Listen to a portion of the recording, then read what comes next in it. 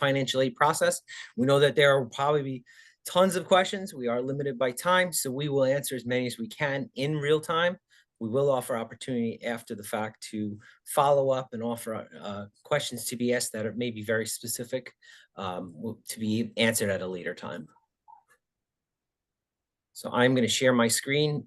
Mr. Traitz, you are good to go. Okay, waiting for the screen to come up. Hello, everybody. Okay, there we go. So, and again, I don't know, I mean, as I go through the presentation, I always encourage people to ask questions. I don't know if we're able to do that. So I would say if everyone were to remain as quiet as possible, perhaps Michael could unmute everybody. And if you do have a question, click on the bottom of the screen, unmute yourself, and just say, I have a quick question. Hopefully we'll be able to get all the information out that you need. And of course, the important thing is my contact information is at the bottom of almost every slide, not necessarily all of them. I am a certified financial planner, a CFP. I'm also a accredited fiduciary.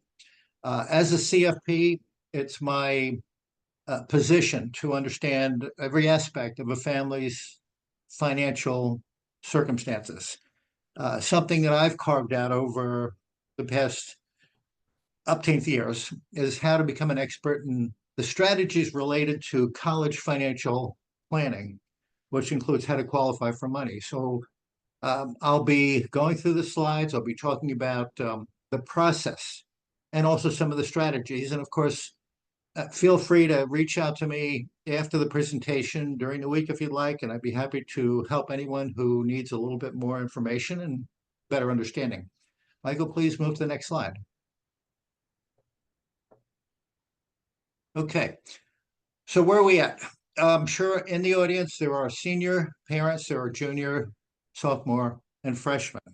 For senior parents, October 1st is normally the date where everything comes together. The FAFSA, the free application for federal student aid, typically has been released on October 1st, and it gives parents and students the opportunity to begin the financial aid filing process. At the same time, October 1st, students should have the college lists together back up, there we go. Okay, apply to colleges in November if you're going early action.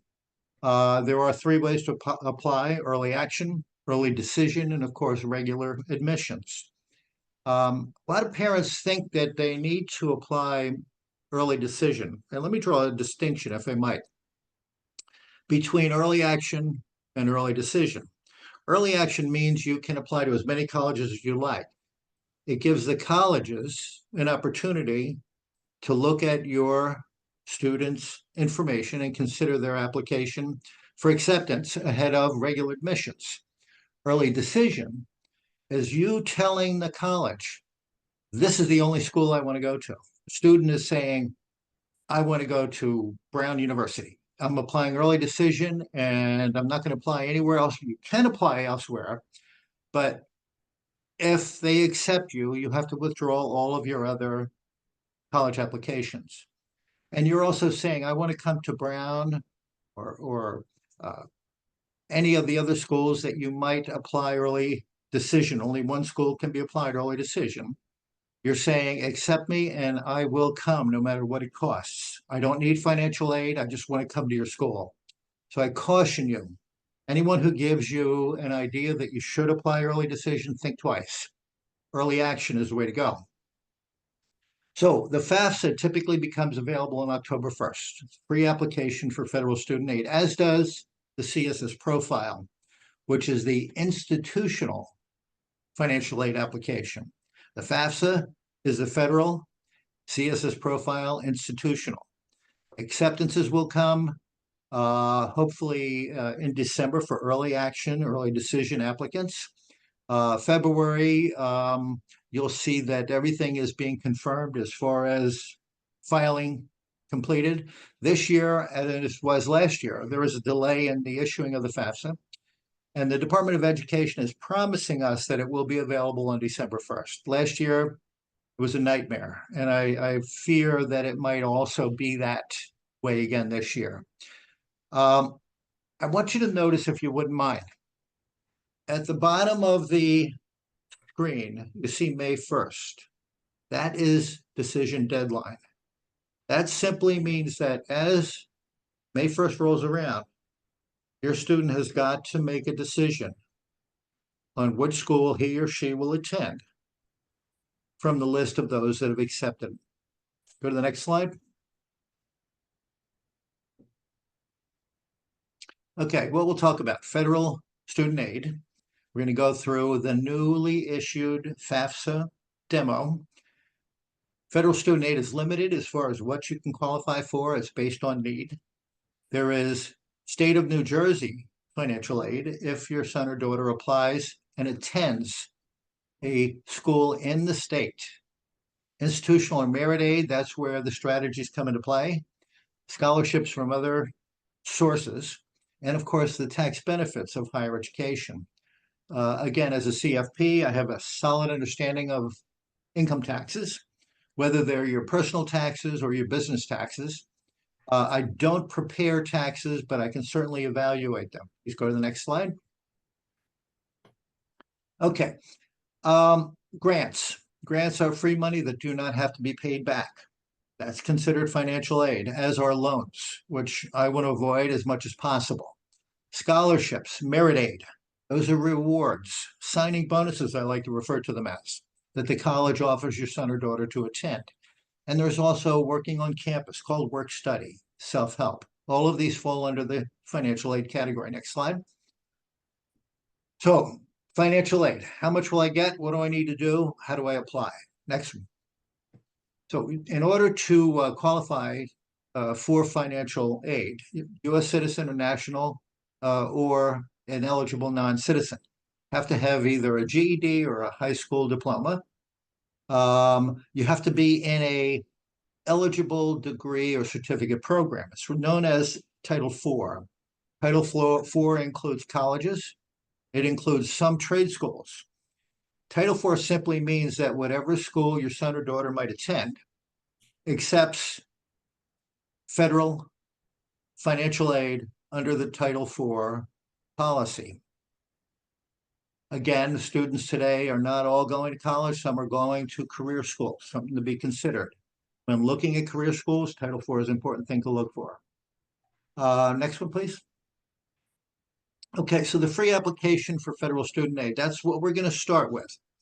And it's changed drastically. Some of you folks out there may have had sons or daughters who are already in college or attended college previously, and now the younger sibling is going to be attending.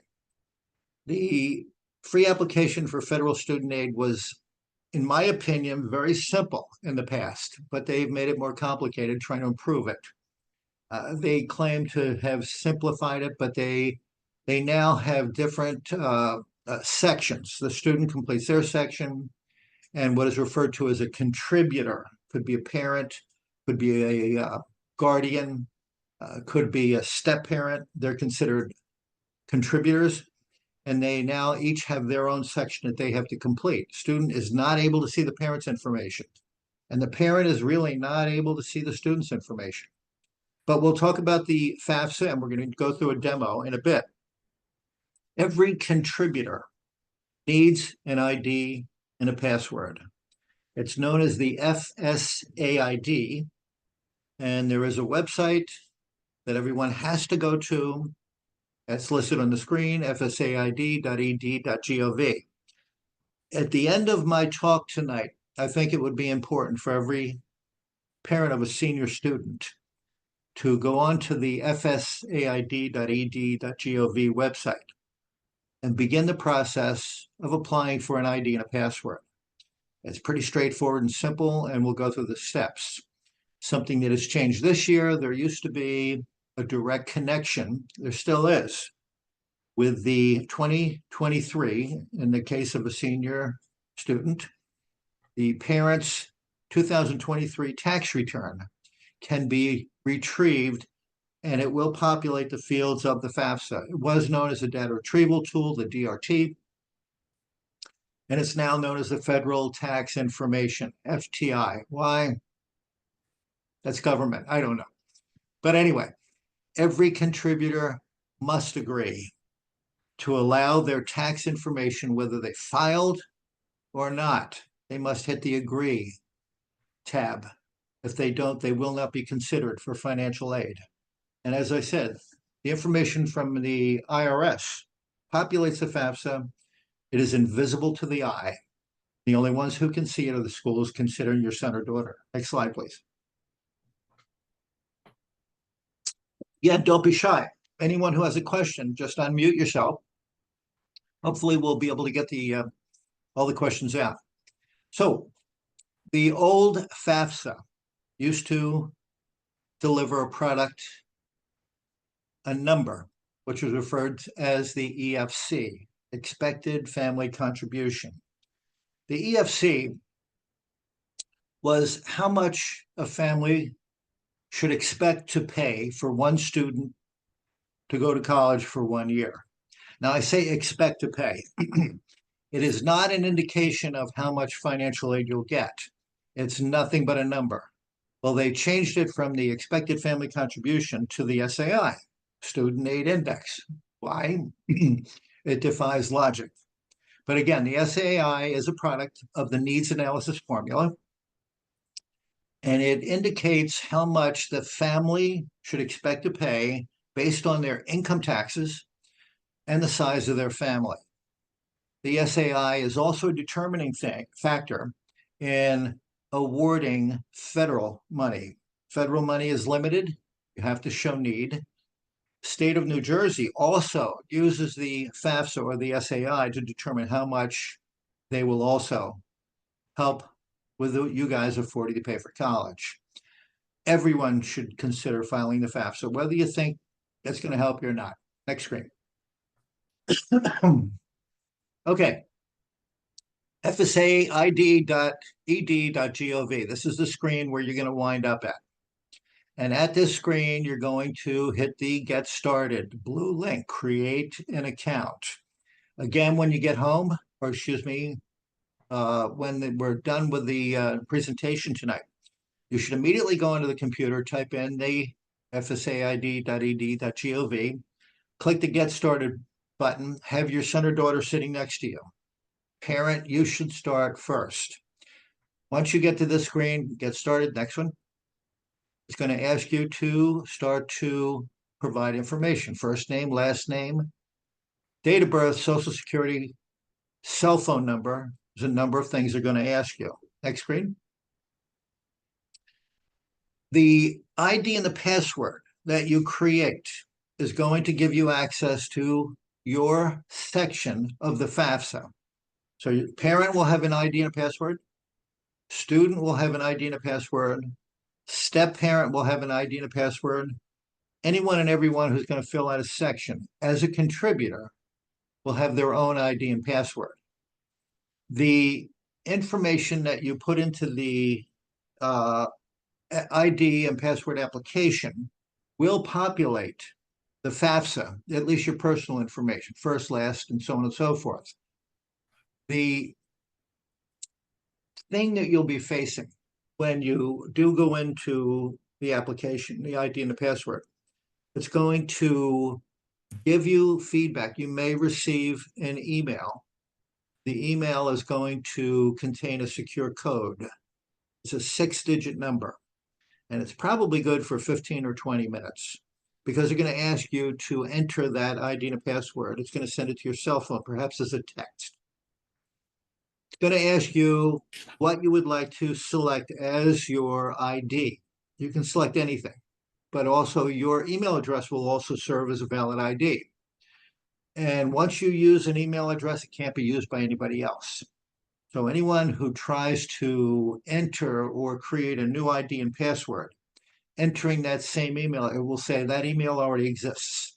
There are ways to retrieve the password if you forget it. It's good for about 18 months. So if you have multiple children that will be going to college, you can reuse it for each additional child. Was there a question? Yeah, the website, it's fsaid.ed.gov. FSAID fsaid.ed for education, Right. .gov. Do you know if that site's working? Because I'm trying to get on. It's not. It says it's not reachable.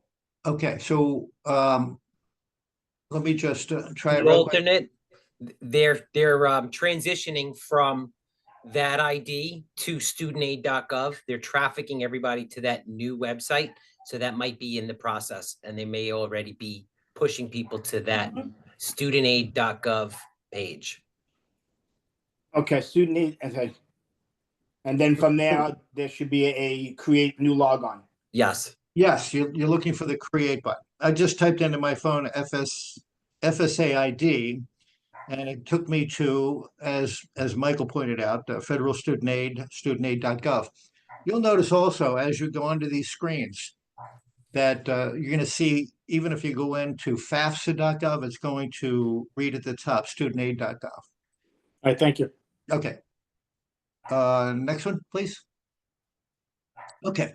So when you type in FAFSA.gov, or in the case of studentaid.gov, and then search for the Start a FAFSA button, you're going to wind up at this landing page. And if you notice at the top, it says FAFSA 2025-26, and it says coming soon.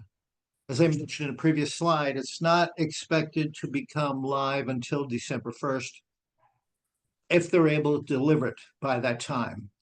But what they did give us is a demo. And we're going to go to the demo now, and I'm going to ask Michael to enter certain things. Okay, so we're on the enter page, working right down the bottom, view FAFSA preview. So far, this is nothing that you will see. Now, this is the landing page. Now, consider for a moment. You've established an ID and a password. The information that Rhea, in this case, entered was her date of birth, her social security number, her cell phone number. She has an ID. She has a password. So the landing page will have that information. Down at the bottom, you should see continue. We're going to click, I'm sorry. We're going to click on view. Wait, hold on 1 second. Okay, launch this user. Okay, so Rhea has entered her ID, Rhea.train. Her password, which we cannot see. We're going to log in. On the left, we're going to start a new FAFSA. Folks, this is what you're going to see as you start to work on the FAFSA come December, when it becomes live. You can either enter as a student and invite the parent, or you can start as the parent and invite the student. The preferred method would be for you to start as a student. And mom or dad, if you're going to be sitting with your son or daughter when they begin working on the FAFSA, I would always encourage you to go in as a student. And they're probably going to need a little bit of encouragement to get this done. It's not a difficult thing. Hit continue, please. You're going to get a couple of how-tos. I think they're a waste of time. You can click on each of them if you want. It'll play the video. I don't think it's necessary. What is the FAFSA? Why is it important? Again, nonsensical. Next. We're gonna post these on our page, the counseling tab on the Wayne Valley website, so that if people want to see them, they'll also be here as well. So they'll be able to go back to them anytime. And again, as I said, I'm not shy. Feel free to give me a call if you run into a question. If your questions don't get answered tonight, I'm available. Send me a text, shoot me an email, give me a call. Okay, continue, please. We're going to skip this video also. And the next one, what to expect. We're going to skip that. Okay, what happens after I submit? We'll skip it. Start the FAFSA. That's where you want to be. Okay, so this information is pre-filled from the ID and password application. Student's name, date of birth, social security number, address, cell phone number, so on and so forth. Hit continue. Student in this case lives in New York. Enter an arbitrary January 1st, 2007. And we're going to hit continue. Excuse me. The demo is not going to be an exact replica of what the FAFSA is, but it's a lot about what you should expect to see. And there are disclaimers here saying, this is only a demo and so on and so forth. Okay. Approve. Okay, now we're going into the FAFSA itself. We've confirmed your information, any personal circumstances, and to continue. Okay, single, never married. Again, this is the student. Notice it says students current. This is the student is going to be a first year entering in 2025. They do not have their bachelorate degree. If you had a bachelorate degree, then you would be considered an independent student. Another conversation. Personal circumstances. And these questions are going to determine whether a student is a dependent student, which means that you need to provide your parents' information, or it's going to determine if you're an independent, which means that you're standing alone on your own 2 feet, based on your tax filing, based on your savings. An independent student should qualify for the world. But if you notice some of the questions, was a student married? Does a student have a child? Was a student legally emancipated? Were they in the armed forces? Any of these would declare that applicant an independent. Down at the bottom, we're going to say none of the above apply. Just about everyone is going to be a dependent student. Were you homeless? No. Unusual circumstances, nothing to report. Again, you just look at some of the questions. Did you leave home due to an abusive or threatening environment? Are you a victim of human trafficking? Questions that don't even enter our thoughts. Okay. Dependent student, FAFSA determined that you're going to have to provide the students' folks, parents, information. Okay, continue. Okay, about the parent, are they married to each other? Yes. And parents are divorced or separated, that would take us to a whole nother set of questions.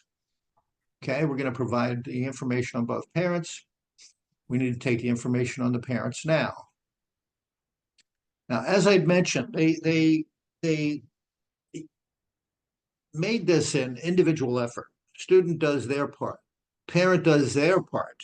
Any other contributors each does theirs. So you're entering as a student, even if mom or dad are helping. You're going to start entering the information, parent's name, pick a name, James Smith, it doesn't matter, Michael Paul. Make up a date of birth, Social Security 1, 2, 3, 4, 5, 6, 7, 8, 9, doesn't matter. It's going to ask for the email address. And the reason being is that once the student completes their section, an email will be sent to mpaul@wayneschools.com in this case. It's going to say that Rhea has invited you to participate in the completion of the FAFSA. And it's going to give you your section, the parent section, where you're going to enter, again, your information once you log in with your ID for parents, mom or dad. Once you log in and responding to that invitation, you're going to log in with your ID and password. Remember, your son or daughter went in with their ID and password and did their section. You're going to receive an invitation email. You're going to enter your ID, your password, and it's going to take you to the FAFSA parent section. Okay. Mr. Traitz? Yes. Question. So if you're married, does your spouse also need to fill this out, or is just one parent? Yeah. Both mom and dad should have that information. Although when you got a married parent, biological parents of a dependent student, yes, you're going to provide dad's information as far as name, address, social security number, date of birth, cell phone, email, so on and so forth. You're also going to provide mom's. It's really going to ask general questions about the household. So the questions in the parent section are really going to apply to both mom and dad. It's going to ask you to connect or approve or agree to have the IRS populate the income section of the parent's FAFSA, or the parent's section, I should say. It's going to ask what your savings, your bank savings, your investments. Investments could include an individual investment account at a brokerage firm. It could ask about a second house. It's not going to ask about the primary residence. But in a, married biological parent situation, the questions are going to be, really, it's going to apply to both. So you're not going to need a mom and a dad to each complete their contributor section. So both parents don't need a FAFSA ID, just one parent FAFSA ID. It's a good question, and I will tell you that has been the case for the past 20 years that I've been doing this. They've been changing the FAFSA. Nothing will surprise me. I would expect that only one parent needs the ID and password. That invitation will come out. I mean, it wouldn't hurt, quite honestly, for both mom and dad to get an ID and password, even if you never use it. So it wouldn't hurt. It also depends for filing status. So if you're filing joint, then it's more likely that the parent spouse would be logging on, but only as a contributor, not necessarily providing that tax data if it's already being provided from the main parent. Excellent point, Mike.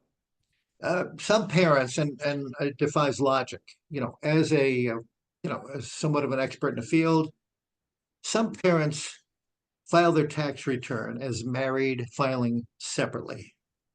In my opinion, it's never a good idea. You're going to pay higher taxes. Why a parent would do it defies logic, as far as I'm concerned. Married filing jointly, as Michael pointed out, really only one parent is going to be a contributor. But if you did file married filing separately, then there are two contributors, and yes, an ID and a password for the second parent is going to be necessary. Student demographics. Now we're going to ask questions about the student. And remember, this is the student section. Continue. What is your gender? Male, female, non-binary, or don't care to answer. Doesn't matter. Students' race or ethnicity. Prefer not to answer is fine. Again, these are the questions you're going to see when your son or daughter sits down with you and you start working on the FAFSA. Continue. Okay. Question doesn't really matter. Did parents go to college? Did they complete it? Don't know. They did remove some questions. At one point, I think it was 2 years ago, they removed the question. But 2 years ago, there was a question for male students. And it asked if you registered for the Selective Service, if you were 18 years old. And if you said no, it would give you the option, would you like us to register you? Well, that question's gone. Selective Service has been gone for many, many years. And also, probably a good idea to take it out. Was either parent killed in the line of duty? No. Students, high school. Will they have a GED, high school diploma, homeschooled? Again, as I'd mentioned, one of the requirements of getting financial aid is that you have a high school diploma or an equivalent. Continue. Students' high school information. Search by state.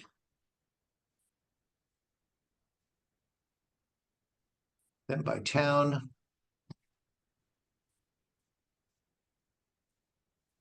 I think for the purposes of the demo, Wayne Valley is not listed. Okay, yes, we already explored that. We could try something else. Sure. Okay, you have Webster as okay, you're trying that. Okay, Webster Middle School, fine.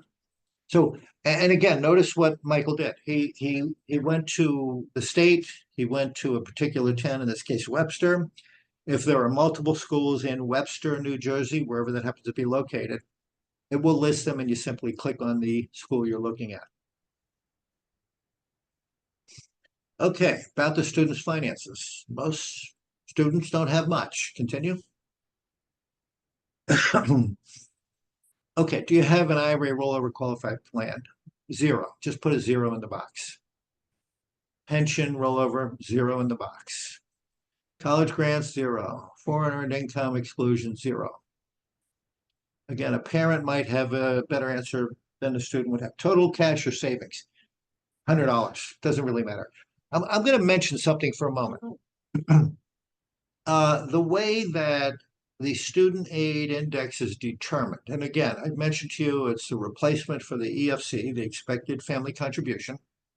And again, the expected family contribution, or the SAI, is what a parent should expect to have to pay for one student going to college for 1 year. How they arrive at that number is a combination of a number of sources, which we're going to talk about right after we get out of this demo. But the student's assets, cash, savings, checking account, not including IRA accounts, is measured at 20 cents on the dollar. So if you have $100 in savings, such as Rhea has in this case, the student should be able to contribute $20 toward 1 year in college for that single student. Assets, real estate, hit 0. You can put a 0 there, Michael. Okay. Current net worth of business and investment farm. Well, let me stop here again. This is a new question. In the past, the FAFSA did not ask any questions about your primary residence. They don't care what the value is. In the past, they did not ask any questions what your IRA, your 401k, or any other type of qualified retirement plan was worth. They're asking that question now. They also didn't ask any questions if you're a small business owner. So you could have had $1 million business, $1 million in your IRA, and your house to be worth $10 million, but your income was negligible. You could qualify for financial aid. That was the old days.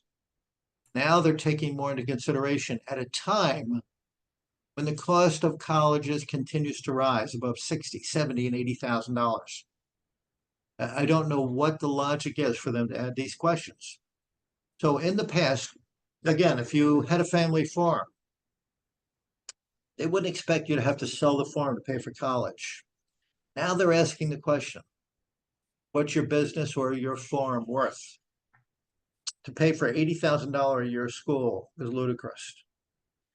Each individual college has the ability to ignore the information that you're putting here. I don't think they like these new questions as much as you or I don't like them. That's a new question. How do you value a business? How do you value the farm? Tough thing to do if the primary operator happens to pass away unexpectedly. Hit continue, please. Select a college. Sorry, I just one quick question about that. Sure. A 529, for example, is that considered like a parent's asset or a student's asset? It is a parent asset, and Okay. there are a couple new rules regarding the 529 accounts. New legislation from 2023, effective in January of 24, says that you have a couple of options when it comes to 529 balances, funds that are going unused. Let me start by answering your question by saying that a 529 is a parent asset. It will read, for argument's sake, Bob Traitz or Robert Traitz as the owner of the account. And then it will say FBO, or for the benefit of. That money that is owned by me, the parent, is going to be used for the benefit of my daughter, Danielle. If Danielle doesn't go to college, or if she graduates college and there's still funds left over, me as the owner of that 529 account can change the beneficiary to my daughter, Alyssa. So the account will be changed from Robert Traitz 529 account for the benefit of Danielle to Robert Traitz for the benefit of Alyssa Traitz. Any money that is left over and not used after all the kids have been educated and you don't want to give the money to anyone else, federal law now allows that parent to roll that money over into a Roth IRA. I expect that you guys know what a Roth IRA is. I'm just going to give only a couple of sentences on that. A traditional IRA means that you're taking money and you're putting it into an IRA. Let's say you put $6,000 into an IRA account as a traditional IRA contribution. Your $100,000 income is reduced by that $6,000, and you're now going to pay taxes on $94,000. The money that grows in that IRA is growing tax deferred, and once you begin withdrawing the money from that IRA, it's fully taxable from the first penny. With a Roth IRA, you make $100,000, you put $6,000 into a Roth IRA, you're still paying taxes on the $100,000. You do that every year for many years. The money that you contributed grows to be $1 million someday. God bless. That $1 million can be withdrawn when you're ready to retire, completely tax-free. The benefit of a Roth. The government decided to be fair because 529s, the idea is to grow your money and not pay taxes on the gain as long as the money was used for higher education. But not everyone goes to college. Not everyone goes to a trade school that's a Title IV. Or many people have money left over. So now the federal government has allowed the parent to roll it over to a Roth IRA, which is a wonderful thing.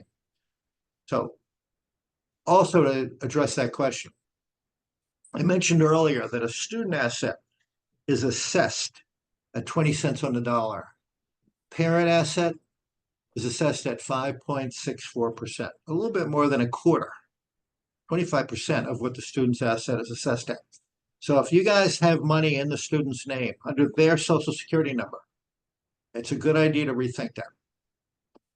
Continue, please. Okay. The increase the number of schools that a FAFSA can go to. Previously, you could only send it to 10 schools. Now you can pick up to 20. So let's pick a New Jersey school, click Jersey. You can hit search and it will give you city, leave that out, leave it out. Yep. Let's go to search. And it will give you every school in the state of New Jersey. No, it's giving you every school in the world. Excuse me. Okay, well, that's an issue with the demo. On the FAFSA, excuse me, if you click state of New Jersey, it's only going to give you New Jersey schools. You simply click select and it adds, you can up to 20. Click up to 20.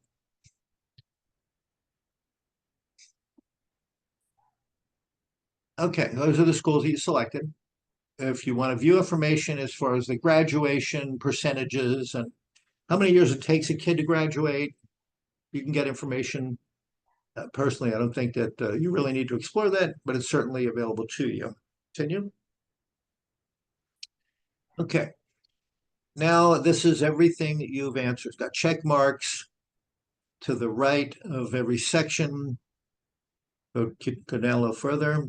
The contributor section. Michael Paul is going to receive the invite. It was already sent. I continue. And the student should be able to sign and submit. Being that the student entered the FAFSA using his or her ID and password, they're not going to have to re-enter it. And the old FAFSA, when you got to the sign and submit page, again, all of the sections, student section, the parent section was all included on the one application. And the only thing the parent would have needed to do would be to enter their ID and password, and then the student could submit the whole thing. I agree. Sign, and that's the FAFSA. So if you have any questions, again, this is what to expect now. And if we can, we should return to the slide presentation. Okay. Hi, Bob, I got a question. Sure, go right ahead. If a parent already have a student loan, that's gonna affect the student applying for the FAFSA approval? So unfortunately, the FAFSA does not take into consideration student loans. The FAFSA wants to know how much a parent earns, as reported on their senior parents 2023 tax return. The FAFSA is also going to want to know what kind of savings, investments, and small businesses you own and the value there. They're not taking into consideration what you have in student loans. That can be considered a special circumstance that should be mentioned to the financial aid office of the colleges where your son and daughter has been accepted. You understand that these schools do not want to talk to you until your student or your son or daughter is an accepted student. Once the college accepts you, it's a free-for-all. You can call them, you can tell them about your woes, you can tell them about your burdens, being saddled with student loans, bankruptcy, anything else that you care to tell them to take into consideration, they will listen to. I'm sorry, any other questions on? Yeah, I have one question. Oh, sorry. Go ahead. Nope. Oh, you sure? Yeah, go ahead. Okay, thank you. What if a grandparent holds the 529? Okay, so the FAFSA does not ask about a grandparent's Okay, assets. So yes, if the grandparent owns the 529, remember earlier, someone asked if the 529 was a parent asset or a student asset. It is an asset of whoever funds it, whether it's an aunt, an uncle, a grandparent, mom or dad. It's for the benefit of the student. It is assessed at the parents' 5.64%. If a grandparent owns it, it is not asked. That question does not exist. perfect. Thank you. Wise idea. Okay. I have a question. In terms of the student assets, the cash and whatever we were adding, and I guess this will be for the parents too. So it's using the tax form of 2023, but for the student assets, the cash, is that the day of the filing of this application, or is it as of 12/31/23? Okay, good question and simple answer, straightforward. The income is the 2023. The assets are as of the day that the FAFSA is submitted. So I'll give you an example. When my kids were getting ready for college, first of all, I had something called a UGMA account. And again, I don't know if you know what that is, but I'll mention it anyway. Uniform Gift to Minors Act. A minor, someone under the age of 18, cannot hold an asset at a bank or a financial institution unless a parent acts as the guardian of that account. So I had accounts for my kids. The account read Robert Traitz as custodian for the benefit of Danielle Traitz, minor, until the age of 18.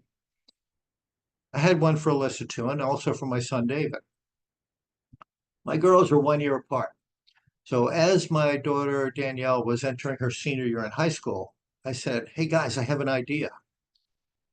I saved money for college for you, but instead of using it for college, how about I buy you a car? Well, what do you think a rising senior is going to say when dad is offering them a car? So they agreed. Danielle was going to drive the car during her senior year to high school, go off to college. Alyssa was going to get the car and she was going to drive it in her senior year. I spent money that was in their name for their benefit. The important thing is to spend the money for their benefit. They need a computer for college. You're spending money for their benefit. You're hiring a tutor. That's spending money for their benefit. The idea, you can deplete that money as long as you spend it for the benefit of the minor. You're acting as the trustee, as the guardian. I spent down the money as best I could. And then I filled out the FAFSA. So the student had no money left in their name. If you have money in a UGMA account, spend it for their benefit if you can. Having money in a 529 account makes more sense. If you have a joint account at a bank with your son or daughter, and it reads Danielle Traitz and Robert Traitz, joint tenants with rights of survivorship, change the order. It should read Robert Traitz and Danielle Traitz, joint tenants with rights of survivorship. Why? Because any of you who are familiar with a 1099 form that a bank or any financial institution issues, they issue it to one person's name, the first person who's listed on the account.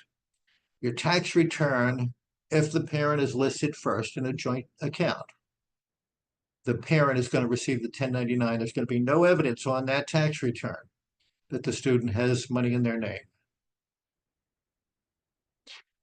Again, this particular website, getfafsahelp.org, it's an app.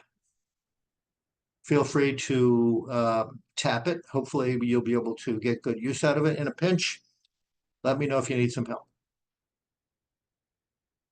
Okay, that's what the app looks like. That's the website, I should say. Okay, so you saw the landing page. You know that, back up on the screen again. On the landing page, you see that when you start a new FAFSA form, 2425 is what this one says.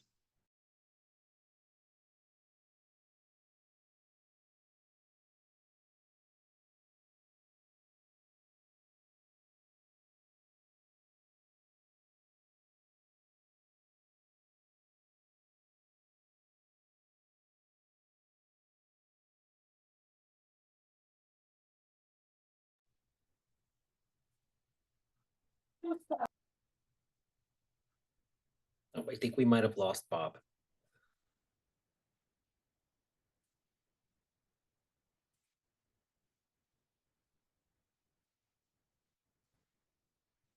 All right, bear with us one moment. He might be jumping back on. For the expedience of time, I'll just go through what we have until he comes back. As he had mentioned, this is the landing page for what you will see in starting a new FAFSA form. So this won't open till that December 1st timeline. So don't start filling out prior to that because everything will be reset. This looks like the paper version of that application, which at this point is outdated, it being all, actually, this looks like a worksheet, processed information.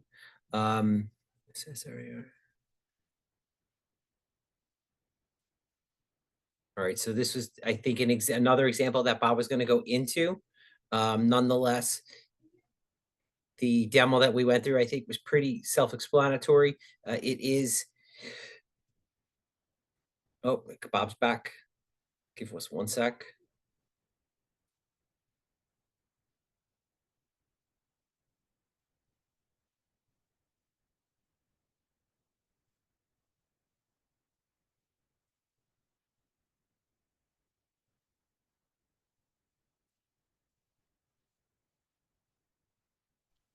Hi, can you hear me? Yeah, we lost you for a minute, Bob. You're back. Okay, sorry about that. Not at all. Okay. I'm sorry, the previous screen one more time, Michael. Okay, so again, as you can see on the left, the landing page, the current page does not exist. It says 2425 FAFSA form, start a new form. You're going to enter the school year that the student is attending, state of residence, and it's going to bring you in. Okay. So once the FAFSA is completed and submitted, and it's processed by the Department of Education, the student will receive an email that allows them to look at the processed information. Parent does not see this. Mom or dad, you have to grab hold of your son or daughter and say anything that you receive from the Department of Education, you must share with us. Otherwise, you're not going to stay current with what's going on. They're trusting that a 17 and 18-year-old kid is going to have complete responsibility as far as helping you save some money toward paying for school. So once it's processed, you're going to receive what's called the Student Aid Report, SAR. Student Aid Report is going to have all the information you provided, or a combination, student, parent. As you can see, the questions on the left, name, address, so on and so forth. The answers are whited out on the right-hand side. You're also going to notice at the top, this particular form in the top box says EFC. It's going to give you that number, or the student index is the number you're going to see now. Go to the next page. It's going to give you the opportunity to correct anything that you see was entered in error. Because once you submit the FAFSA, it's not over. You can change any answer. You go into the edit feature, and you can edit any answer. Add schools, remove schools, provide any additional information that you may not have entered before. So this is kind of a sample of what a 2023 tax return looks like. As you can see, work down on the right-hand side, questions 1, 2B, 3B, and so on and so forth.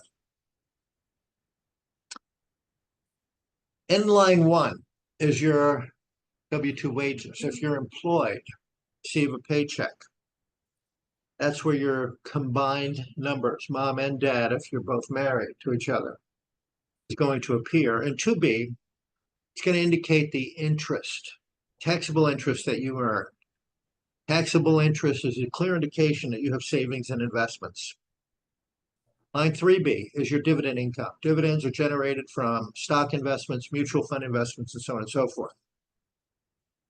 There's other income that enters from Schedule 1. There's capital gains and losses that enters. All that is added up. One thing that I find very, very important is for self-employed individuals, small business owners, you can create a negative number. A small business can file any one of a number of forms. They can file a schedule for the 1040 called Schedule C. Schedule C is sole proprietor or self-employed. On Schedule C, a parent enters their gross sales, their gross receipts. And then they have a whole slew of expenses they can enter. Even for second income producing real estate, 2-family house, mountain house, house at the shore, interest expense, legal expense, maintenance, repairs, depreciation, and it can create a negative number. A negative number will reduce line 11. Line 11 is your adjusted gross income. That's the number that the Department of Education is primarily concerned with. What is on line 11? I will tell you that if line 11 is less than $60,000, you will automatically qualify for what is referred to as a maximum Pell Grant. Pell Grant is one of the grants that is made available through the department or through the federal government. Federal financial aid, if you remember from early slides. Federal financial aid, state financial aid, there are loans, there is self-help from work study. Federal financial aid have to show need. An adjusted gross income of less than $60,000 is going to qualify you, and a maximum Pell Grant only amounts to about $7,395 to be exact. So it's going to be a little help, but it's not going to be a lot. Go to the next slide. So federal financial aid for dependent freshmen. You remember what draws the line between dependent and independent. You don't have your first bachelor degree, you're a dependent student. You're not in the armed forces, you're a dependent student. If you are in the armed forces, you're independent. If you have a child, you're independent.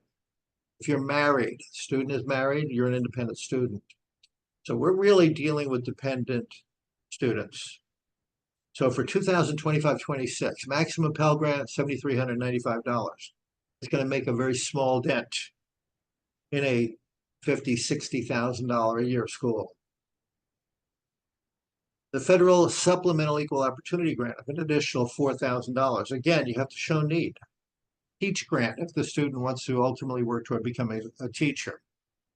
Anyone who completes the FAFSA is going to qualify for the direct subsidized loan of $3,500. Freshman student, $3,500. No interest, no payments. Sophomore student, $4,500. Junior, $5,500. Senior, $5,500. And every year you also qualify for an unsubsidized $2,000 loan. These are federal direct loans. I think that every student should accept them. There's no prepayment penalties. It's a pretty reasonable rate on the $2,000. Stay current with those interest payments. Every little bit helps. Next page, please. Maximum Pell Grant, again, adjusted gross income, line 11 on the tax return, less than $60,000, or anyone who does not file an income tax return can qualify for maximum Pell Grant. Maximum Pell Grant also eliminates the need to report your assets. if you qualify in this manner.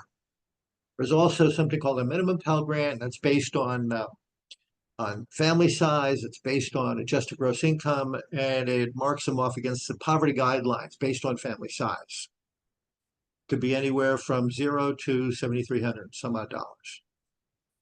Those are the three determining factors. Good information, but nothing that any of us can use. Next slide. Okay. Now we're going to get into the nitty-gritty. I had mentioned that the Student Aid Index, SAI, which replaced the EFC, Expected Family Contribution, which is what a parent should expect to pay for 1 year for one student. Although it's just a number, I'm going to keep saying that. Doesn't mean you're going to get financial aid. It's just an indication. What do you do with that SAI? What do you do with that number? Well, first of all, you look at the cost of attendance, COA. Cost of attendance includes tuition fees, room board, books, supplies, transportation, so on and so forth. Every college, every university publishes their cost of attendance. They take everything into consideration as far as what it's going to cost your son or daughter to attend their school. And you can see what enters the picture. It includes transportation. My daughter Danielle went to Drexel University in Philadelphia, and she'd like to come home on weekends, 17 years old. She would take the train home. That's a transportation expense. Sometimes she would like to go have a cup of coffee, just not eat on the college meal plan. It's personal expense. Go to the movies, go out for the evening on a weekend. Any fees that might be included for, let's say, labs. So the cost of attendance is a number that is assigned by every college and university to give you an idea of what it's going to cost your son or daughter to go to school. And it's going to be a general number. So for argument's sake, books and supplies, different majors have different costs. A major in one particular degree program may have been books and supplies $1,500, or it may have been as little as $1,000. Cost of attendance is the general guide. What do you do with that? Next page. You take the cost of attendance and you subtract the expected, or excuse me, the SAI, the Student Aid Index. This is just an example of what you might expect and how these colleges differ. Cost of attendance for an Ivy League, $58,000 tuition and fee. Just an idea. Where private might be $37,000, where public might be $27,000, state college $10,000. Then you add the room and board, the books and supplies, transportation, personal expenses, and you round up all the way on the right if you can see it with the cost of attendance number. Next page. So now you can skip this. This is an old slide. Okay. So the cost of attendance is a number that every college assigns. And you subtract from that number your student aid index. Student aid index, remember, is a combination of the parents' income on their 23 tax return for senior students. It's going to include any savings and investments. There are certain allocations that I'll mention. When it comes to the adjusted gross income, line 11, they're going to assign 22 to 47% of that number that will go toward student aid index. So let's make up a number. The 2023 tax return on line 11 is $100,000. The family size is 4, mom, dad, son, and daughter. There's an allowance, an income allowance, family income allowance that takes into consideration what it costs to raise a family of 4 for 1 year. The Department of Education says it's $28,000. So you take that $100,000, subtract the $28,000, you're at 72 grand. 72 grand is assessed at 47% parents' income. So you're looking at, automatically they're saying this family can afford to pay $33,000 or so toward one student attending college. Now again, you guys know what you earn. Right now you're probably questioning, why am I considering even filling out the FAFSA? Talk about that. They also take into consideration your savings. As I said, in the past, that excluded your business or farm, it excluded your primary residence, and it excluded your retirement savings, IRA, 401k, 403b if you're a teacher. It assessed that at 5.64%. But it gave you a savings forgiveness allowance. For a 50-year-old parent, if that, if the oldest of the two parents was 50 years old, excluded the first 50,000. So the $100,000 in savings that you might have had will be 50,000 savings and investments, assessed at 5.64. Remember, if it was a student, it would be 20% as opposed to 5.64. So go to the next page for a moment. When you determine financial aid, you look at the, again, says EFC, it's an old slide, the SAI, subtract the SAI from the cost of attendance, and you come out with financial need. Now, every school has a different ability to provide help. What I told you earlier, federal financial aid is extremely limited and you have to show need. So you're looking at incomes of $60,000 and greater. Means that you're probably not going to qualify much of anything on the federal side. The state side, again, only if the student attends a school within the state of New Jersey. Each school has the ability, to their degree, to their measure, to deal with your financial need. Private colleges have deeper pockets. State colleges are less expensive. And many families decide, I'm not going to send my son or daughter to a private school, it's too expensive, where a state school is a lot less expensive.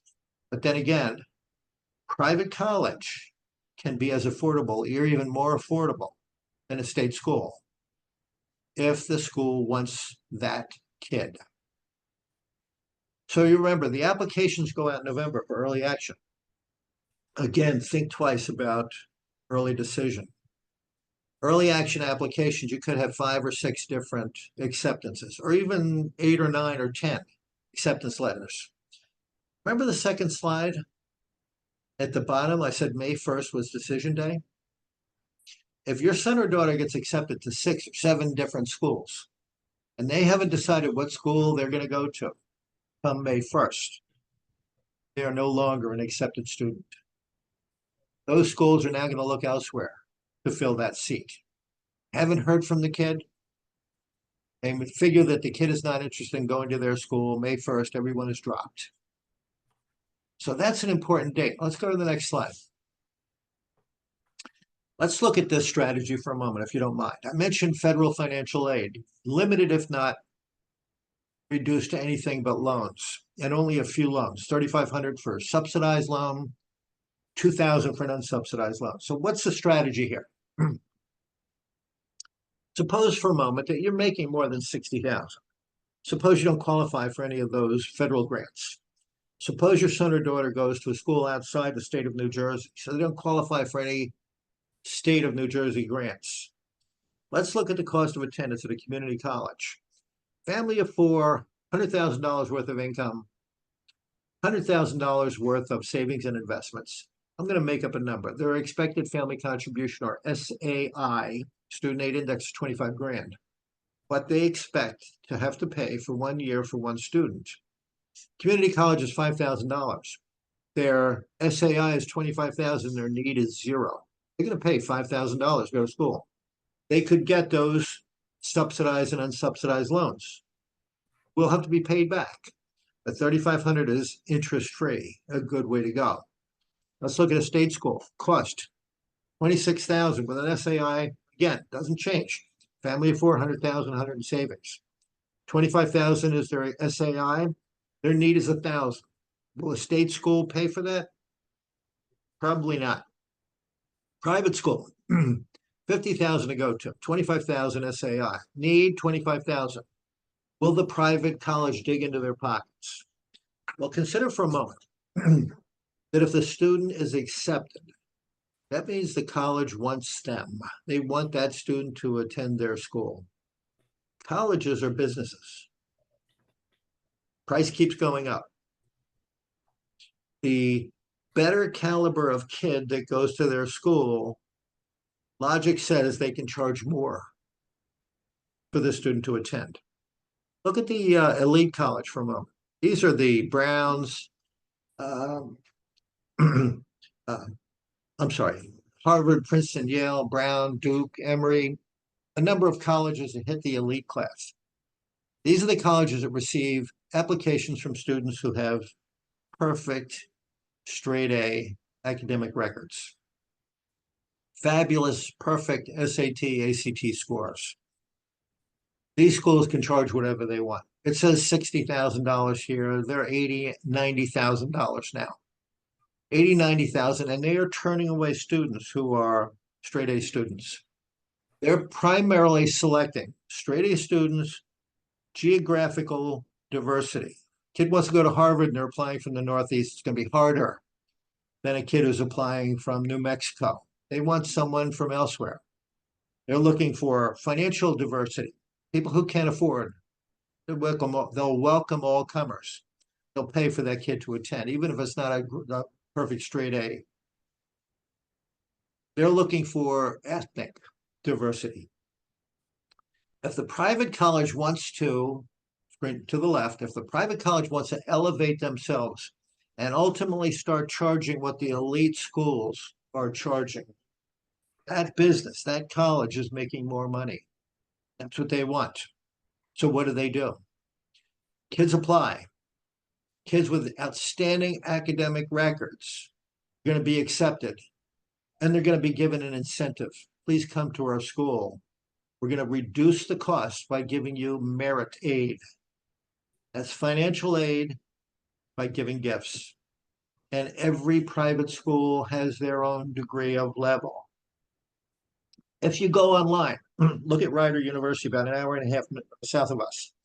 Rider University has a presidential scholarship. Now, it costs about $60,000 a year to go to Rider University, but if you go on their website and you look up the presidential scholar, they will knock the price down by about $20,000 to $25,000 for a student who has a 3.2 or 3.3 grade point average. Why? Rider wants to elevate or increase the average incoming scholastic achievement of their freshman class. And if they can ultimately get that close to the straight A student, they can move from third to fourth place and join the elites, charging $60,000, $70,000, $80,000. Our sons and daughters want to go to those schools that they can brag about. Those schools like, I'm going to Duke, I'm going to Emory, not necessarily Rider, but will Rider ultimately make it to that grade? Possibly. So there are schools out there, private colleges, that have average incoming classes of a 2.8 grade point average. Those are the schools that your sons and daughters should be applying to if they're looking for merit aid.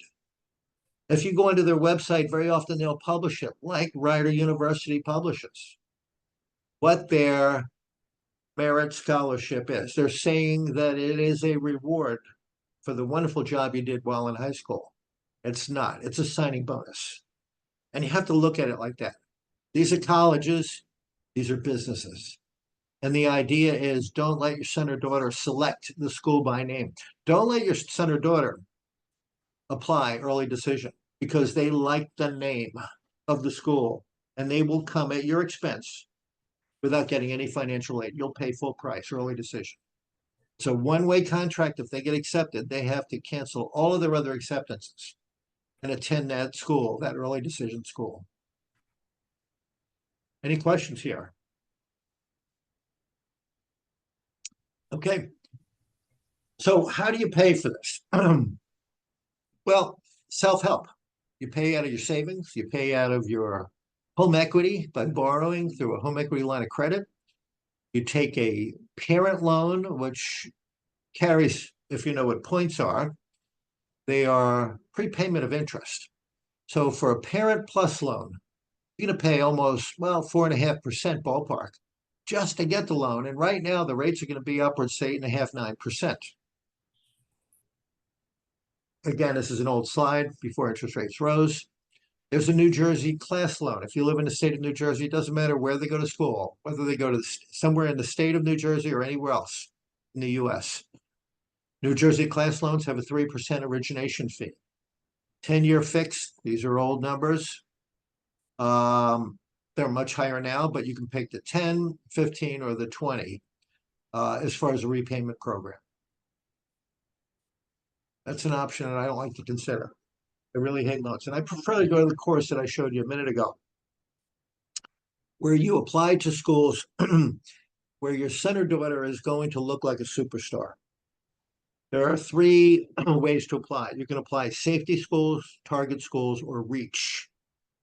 My kids applied to 3 safety schools, 3 target schools, and 3 reach schools. They all want to get into the reach school. The target school is where they fit best. But again, they're going to get a great education no matter where they attend. So we're going to talk a little bit about the CSS profile, which is the institutional form, unless there are any questions about everything that we talked about so far. Okay. Out of the roughly 5,000 colleges and universities in the United States, about 10% of them ask for an additional. Sorry, I have a question. Right ahead. So you mentioned that we should not apply like the early admission November 1st if we're planning to do a financial aid, or we have less a chance of getting a financial aid? No. Don't apply early decision. I encourage you to apply early action. And again, working with your guidance counselor, your son or daughter will work with the guidance counselor to help you complete what is called the common application. We can apply to multiple schools, all in the early action program. But remember, early action is the way to go. If your son or daughter does not have their absolute life heart hooked on a school by name, avoid early decision. Early decision is where you might get hurt. I have a question. Sure. Yeah. So early decision and early action, can we apply at the same time? Correct. But if early decision, if your son or daughter gets accepted on an early decision, that school requires you to withdraw all of the other applications. What if, Go ahead. I'm sorry. What if the early action or even regular other school provides the scholarship or scholarship? What if, well, that'll be a great story, but yeah, well, what you're doing is you're limiting your ability to attend that school. Because early decision, suppose for a moment you have a brilliant kid. Supposing your son or daughter wants to go to Duke University down in North Carolina, and they want to go to Duke, and their heart is set on it. They want to apply early decision. They apply to half a dozen or more other schools on early action. So you've got one school with early decision, all the rest early action. They get fabulous scholarships out of the early action schools, but Duke accepts your son or daughter on an early decision basis. It cannot, according to the rules, consider those other schools, no matter how affordable those schools make it. Early decision says you're going to go to Duke if they accept you, even if you're going to pay $70,000, $80,000. I would avoid early decision. I really would. They're going to have a great time at any school they attend. They're going to get a great education.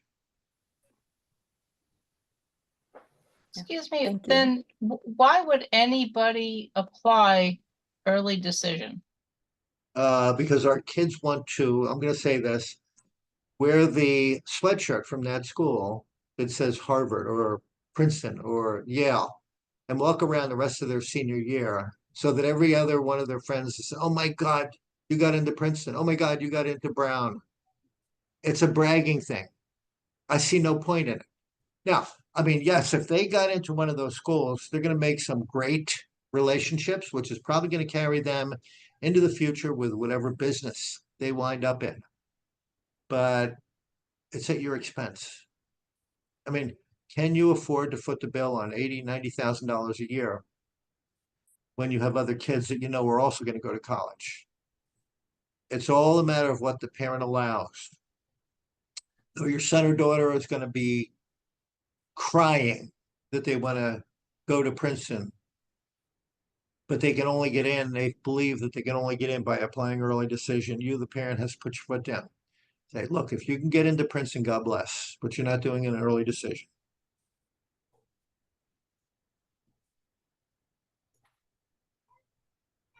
Good?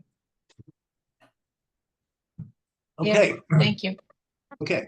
So roughly 5,000 universities and colleges across the US, about 10% ask for an additional form. Now, again, in the past, the FAFSA did not include your primary residence. It didn't include your retirement account, your business, or your farm.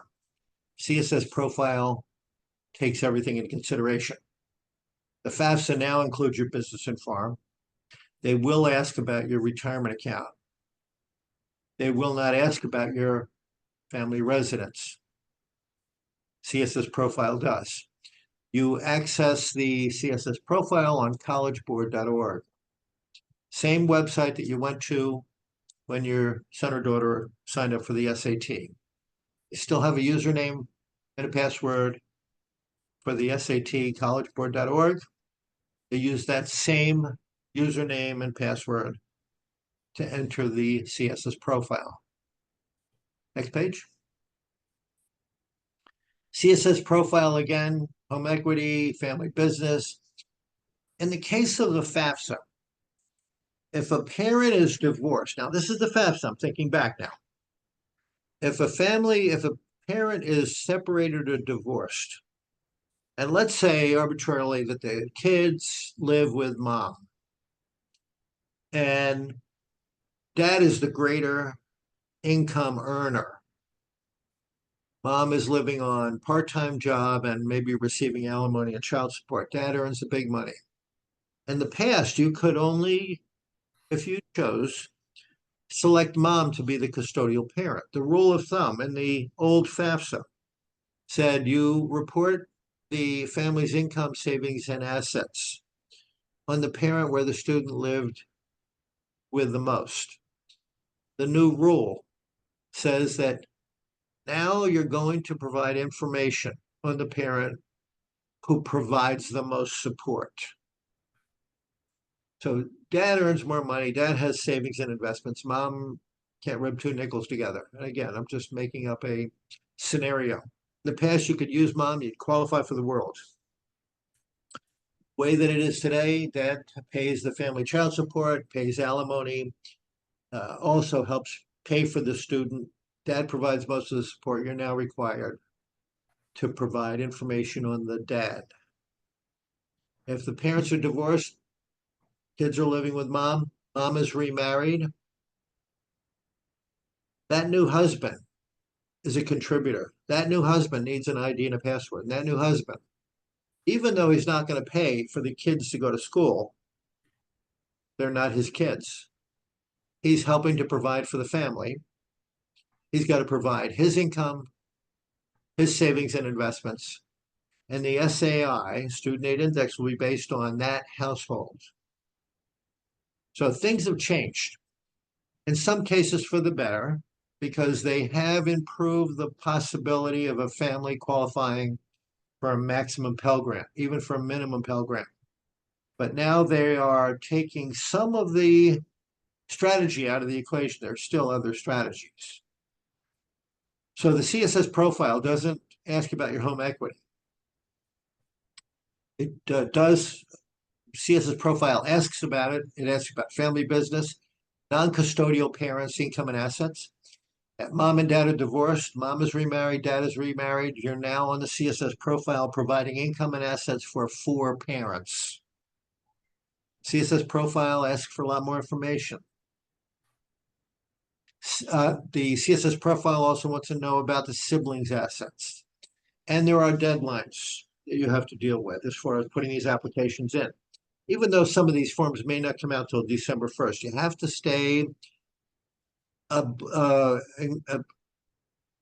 inclusive of the information that's published on each individual college's website to find out what the deadlines are to get these forms in. And again, the FAFSA, not until December 1st. CSS profile is probably going to fall right in line with that, but you do have to get these things on a timely basis. There are deadlines. You don't want to miss them. Next page. CSS profile, you can get some help by calling them. I'm going to say that this Fort Lauderdale 305 area code number is no longer working. You can look up collegeboard.org. You can get a telephone number in Manhattan, a 212 number. Again, roughly 10% of the colleges and universities are going to ask for it. They use their username and their password from the SAT application. And there's a non-custodial profile also, which means that you're going to fill out a custodial and a non-custodial. Mom and dad are remarried, 4 parents, kids live with mom. That's the custodial profile. Dad and his new wife are going to go onto the non-custodial profile and complete that form. Next page. Okay, I don't know if there's any questions about that. It will reward you, believe me, if you are able to show some need. CSS profile does give you the ability to create a special circumstances. One of the parents asked the question earlier, what if I have student loans? Well, on the CSS profile, there is an ES section. ES stands for explanation of special circumstances. I like to refer to it as a woe is me. You have 2,000 characters, and you can tell them everything that bothers you. I have a big mortgage on my home. Remarried, and I'm paying child support to another family member. I'm supporting my elderly parents. They're in nursing homes, and I'm providing support there. I have huge student loan payments. I lost my job recently. Again, you can explain what the problem is, what the issues are. FAFSA doesn't allow that. Again, the FAFSA is looking at information from 2023 as far as your income. Suppose you lost your job in 2024. FAFSA is not looking at that. Only once your son or daughter has been accepted can you explain to the financial aid office that things have changed and you need an update.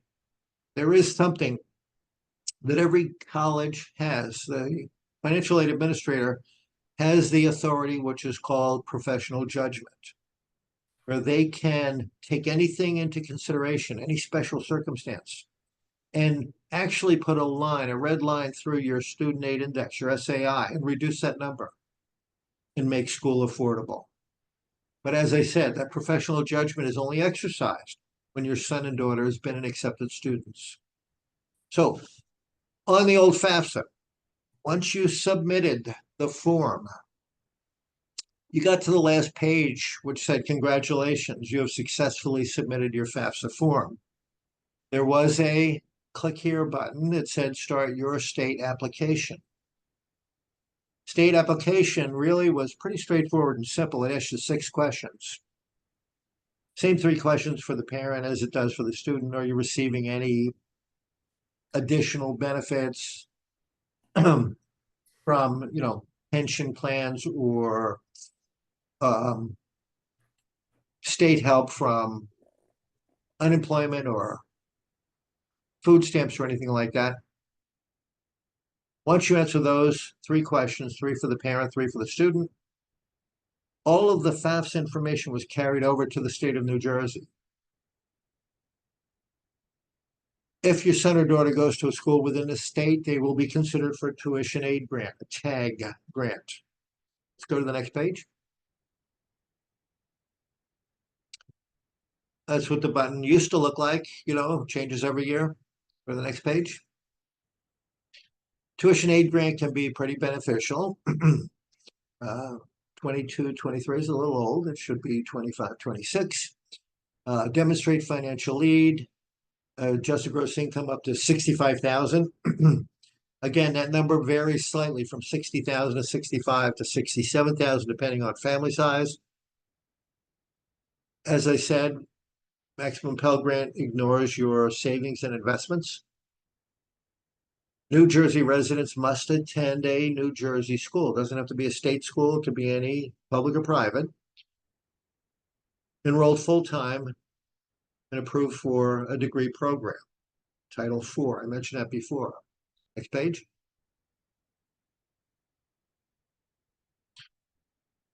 This is how lucrative it can be. Look at the bottom. Rowan University, tuition aid grant for family in need will give you $8,000. Remember, the Pell Grant, federal grant was only $7,395. Look at Rutgers, $9,500. NJIT, almost 11 grand. Even community colleges pick up more than half the cost if you show need and you're going to a school in the state. Keeping in mind, applications to a school in the state of New Jersey and giving serious consideration can be rewarding. New Jersey stars, you can talk about that with your guidance counselors. Top 15% goes to a community college for free. Next page. 529 accounts, we talked about that. They added 2 years ago, they added $10,000 tax deduction on your New Jersey resident return, not your federal return, New Jersey resident return. New law that came into place in January.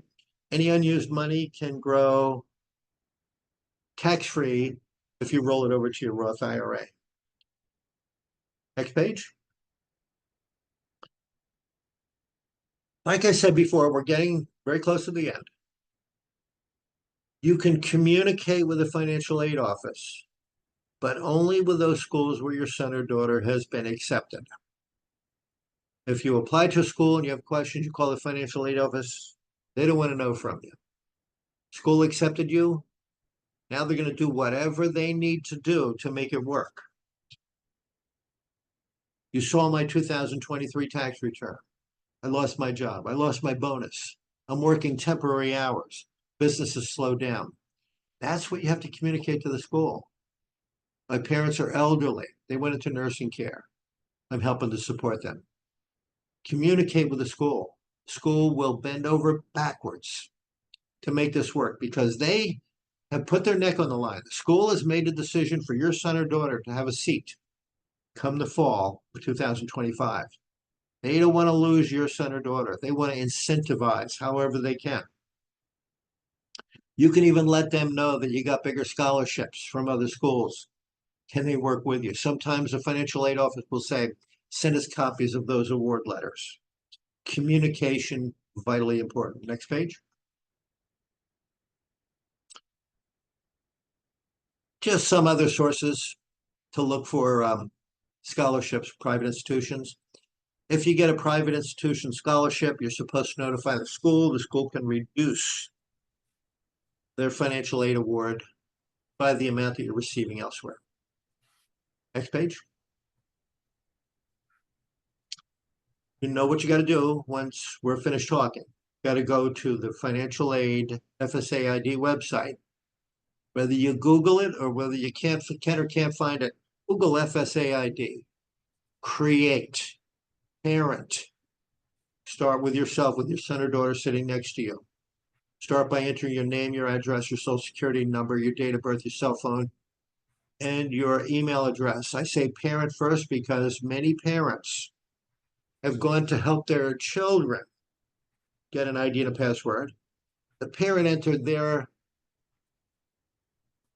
email address, which now prevents the parent from using their own email address when applying for their own FSAID number. So again, parents, sit down with your kid. Parent, you start first. Enter your personal information, enter your email address. Parent, get your ID and password, then turn the mouse over to your son or daughter. And make sure they don't get up from the computer until they have successfully created the ID and password. You can apply for it now. You don't have to wait till December 1st. Next page. Start working on the FAFSA, not October 1st, December 1st if they release it. Next page. You have to agree to allow your financial information, son or daughter, even though you're not working, you never filled out a tax return, have to agree to allow the FTI, federal tax information, to pre-fill the FAFSA form, even if it comes up all zeros. If you don't agree to that, not be considered for financial aid. Next page. I think we're done. Go to the next page. Studentaid.gov, you heard Michael mention that before.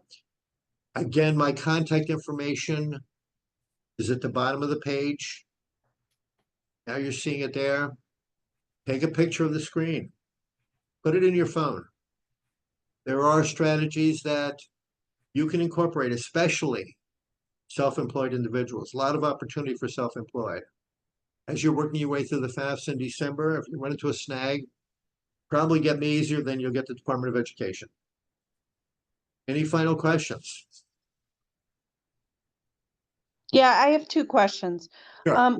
One, do we have to do it every single year? Yes, you do. So Okay.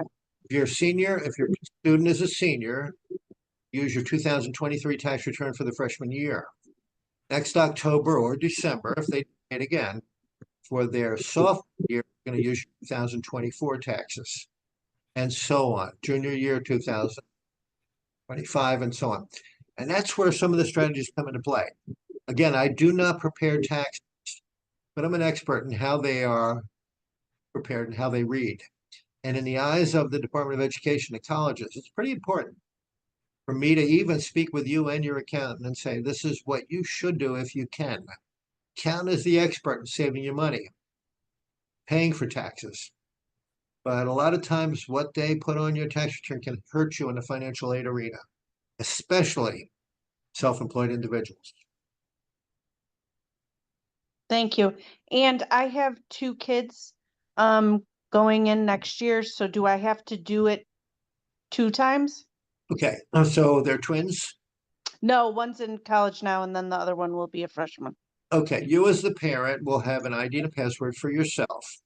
Your eldest child will have an ID and a password. You'll help them do the FAFSA. Going in as the student, they'll invite you. You go in as the parent, enter your ID and password, complete the parent section. Your next child, your youngest child, then go in and start a FAFSA for themselves, going in as a student, same process. Yes, you'll do 2 FAFSAs. Okay. Makes sense. Thank Yep. you. Okay. A quick question. Sure. So I was told this is recorded. I joined a little late. Where do I get a copy of this? That is correct. So after we've wrapped, we will make the presentation available as soon as possible. It'll be on our YouTube channel. We'll send a blast out to all parents to let them know it's available and provide a link to this presentation, so that if obviously you want to go back and review and look at the slides again. We'll also have more and some of the things that we saw as far as those quick little how-to videos. We also have some resources from HESA, which is the state level agency that promotes post-secondary education and funding. So we'll provide some resources from them as well, all on our webpage, accessible for parents, hopefully by Friday, if not the following week, early in the week. So yeah, it'll all be available. Awesome. Thank you so much. All right. Well, I know it's a lot of information. We appreciate everybody coming in tonight and watching this presentation. Like I said, it will be available as soon as we can get it on our website. Again, any questions, feel free to reach out to Bob if you have any questions involving the entire process, not just the financial aid, but the application process as well. Feel free to contact your child's school counselor. We're available for any questions. All right. Thank you so much. Thank you, everybody.